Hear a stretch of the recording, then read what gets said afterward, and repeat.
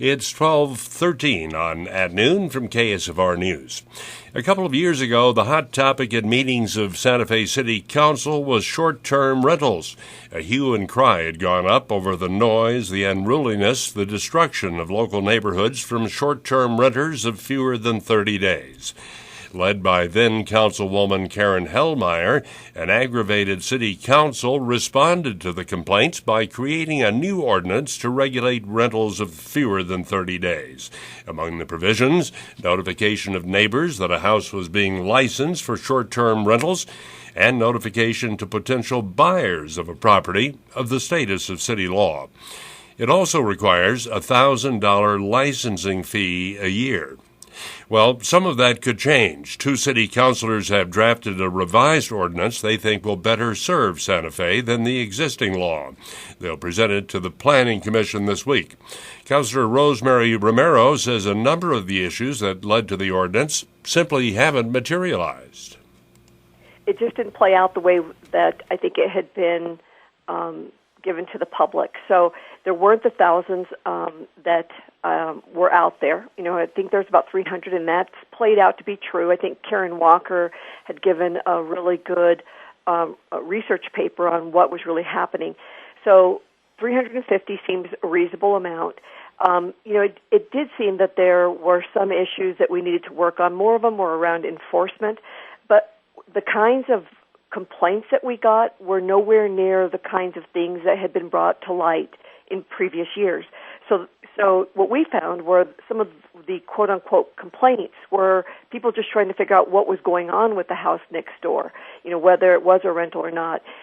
Trash pickup that had been a problem. We've got solid waste folks really working on that. And I'll say this again, we just have not had the kinds of problems that were brought forward before. We've not seen those. We've actually seen them very manageable. People are actually following the rules. If they want a short-term rental, they get a permit. It's not a cumbersome process. So I think it's easier than people thought it was going to be, and there weren't the problems that we thought there was going to be. And about the permit fee, we did find that so far just to do the monitoring and the enforcement, the processing of the permits is running close to the $1,000 that we projected. But what we've come up with, I think that people will be happy with, is a permit structure that's based on this annual permit fee. So I think that's going to be, to me, that's the biggest substantive issue that we've dealt with.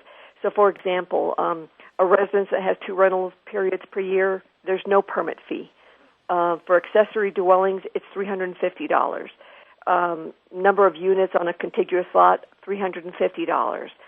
Resort units, $150. Residential units are $600. So, but if there's more than, and I won't go into the details on that $600. I think folks didn't even go into the website to look at that. But that's significant. I think the realtors thought that the $1,000 was pretty steep, but we found that it's actually, we're getting more efficient at the enforcement, at the monitoring. So it isn't at $1,000, but we think we've come up with a scale that's totally doable. Romero says the new draft includes a number of other changes.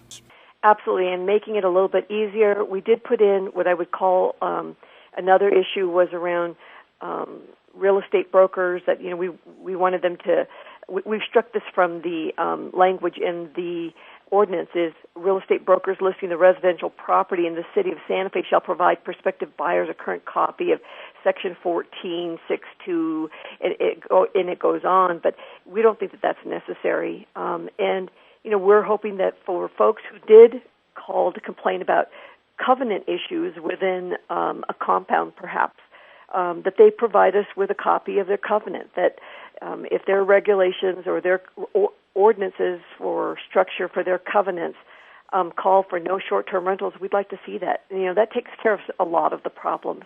So I think we're finding that they're much more manageable than had been put out to the public. We've come up with a permit structure that we think is totally manageable. We're still reviewing it to make sure that if we can reduce our own costs, for example, around fire reviews, we'd like to reduce it even further. So I think Councilor Wurzburger and I are really looking at it carefully, but have done what we can within the time frame to tighten up the ordinance. And where to see what they've written up?